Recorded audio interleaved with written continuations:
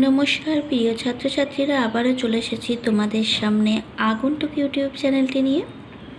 আজকের আলোচনা নবম শ্রেণীর দাম ছোট গল্পে যে ছাত্র শিক্ষক দুই কেন্দ্রীয় চরিত্র ছিল, অর্থাৎ মাস্টারমশাই ও সুকুমার, এই যে মেন দুই চরিত্র, সেই চরিত্রের সম্পর্ক কেমন ছিল, অর্থাৎ ছাত্র শিক্ষক সম্পর্কের অসামান্য দলিল আলোচনা করো, অথবা দাম গল্প অবলম্বনে ছাত্র শিক্ষক সম্পর্ক বিষয়ে তোমার মনোভাব প্রকাশ করো।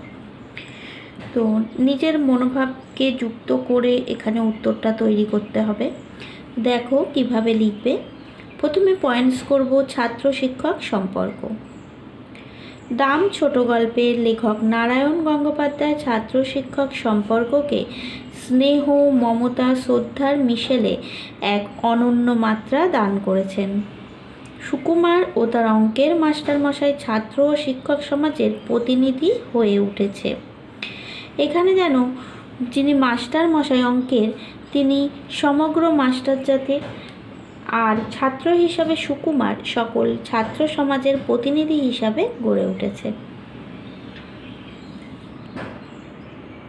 তারপরে লিখতে হবে, ছোটবেলায় সুকুমার ও তার সহপাঠীদের কাছে অঙ্কের মাস্টারমশাই ছিলেন সাক্ষাৎ বিভীষিকা।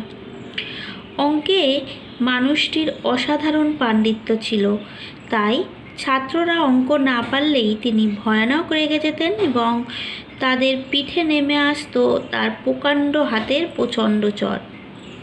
কিন্তু তিনি বুঝতে পারেননি কিশোর মনে ভয়ের অনুভূতিটা এতই তীব্র হয় যে ব্যক্তির সঙ্গে সঙ্গে তা বিষয়টিকেও মন থেকে অনেক দূরে সরিয়ে দেয়। শাসন, পীড়ন, ভীতি কোনো বিষয়কেই ভালোবাসতে সাহায্য করে না। সুকুমারের সমালোচনামূলক বাল্যস্মৃতি পরে অনেক দিন পরে মাস্টারমশাইয়ের এই চেতনা জেগেছিল। এখানে আত্ম অভিমান ও মাস্টারমশাইয়ের আত্ম উপলব্ধির পথে বাধা হয়ে দাঁড়ায়নি।